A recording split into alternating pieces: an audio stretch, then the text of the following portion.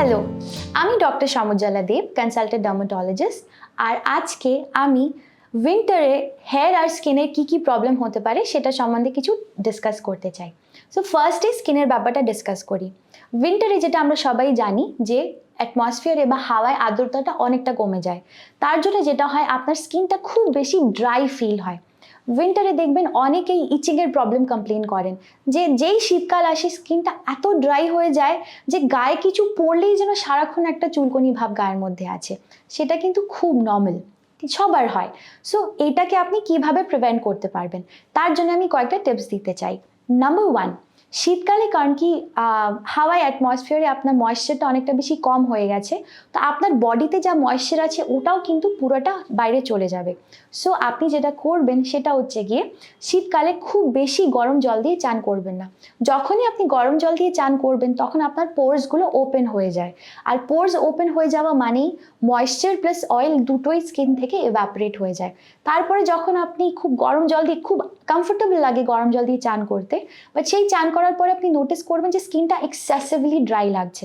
তাই জন্যই চেষ্টা করবেন লিউক ওয়ার্ম ওয়াটার দিয়ে খুব কম সময়ের জন্য চান করা।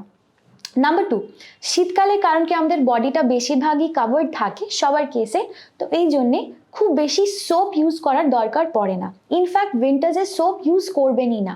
Try to use a shower gel, আর সেটা আপনি face, hands and feet, private parts of the body যেগুলো অবভিয়াসলি স্মেল বেশি হয় বা ডার্টি বেশি হয় সেই জায়গাগুলোতেই আপনি শাওয়ার জেল দিয়ে ক্লিন করবেন।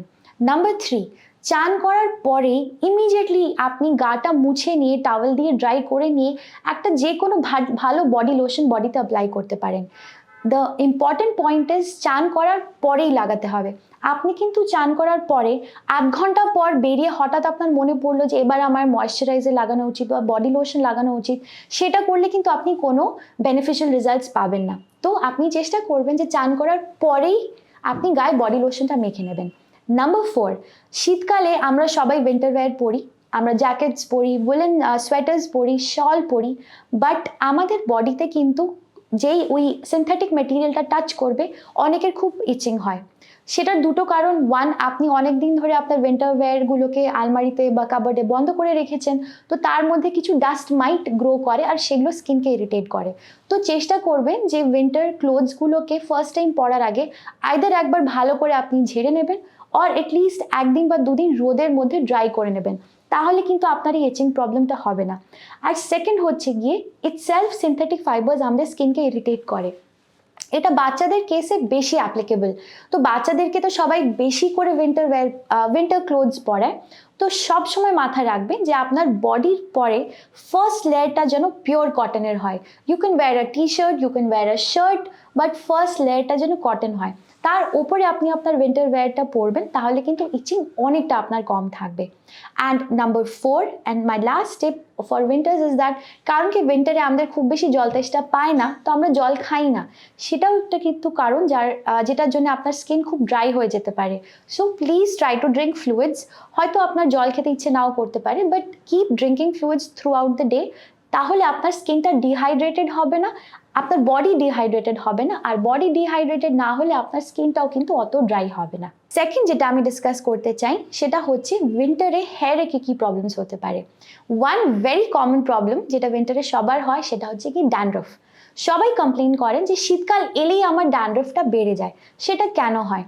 সেটারও কিন্তু একটা কারণ আছে, যেটা আমি একটু আগে ডিসকাস করলাম, যে উইন্টারে স্কিনটা ড্রাই হয়ে যায়, তেমনি আপনার স্ক্যাল্পটাও কিন্তু বেসিকলি স্কিন।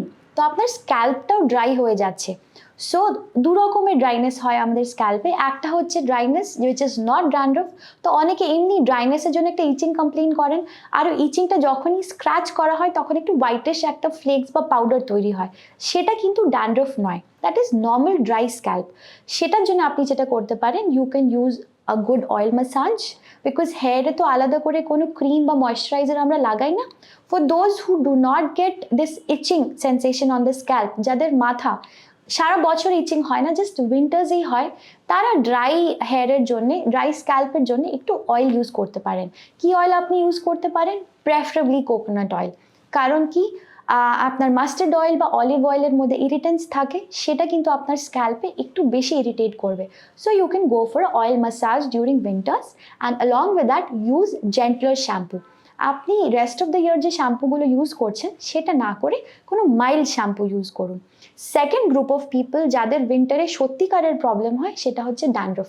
ইয়েস, কেন আবার ড্যান্ড্রফ হচ্ছে উইন্টারে? কারণ কি আমরা খুব বেশি শ্যাম্পু করি না, আমরা চানটাও কম টাইমের জন্য করি। তো আপনার স্ক্যাল্পে অনেক সময় সিবামটা কালেক্ট হয়।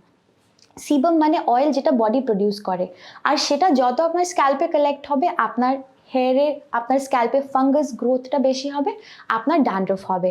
তো সেই জন্যে উইন্টারে যদি আপনি দেখেন যে প্রত্যেক বছর আপনার ড্যান্ড্রফের নিয়ে ইস্যুস হচ্ছে, দেন আপনি যে ড্যান্ড্রফের শ্যাম্পুটা পছন্দ করেন বা আগে ইউজ করেছেন সেটা কিন্তু আপনি ট্রাই করতে পারেন।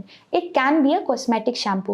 সপ্তাহে 1 দিন বা 2 দিন আপনি ড্যান্ড্রফের শ্যাম্পুটা স্ক্যাল্পে লাগাবেন, 5 মিনিট রাখবেন, তারপর ওয়াশ করে নেবেন।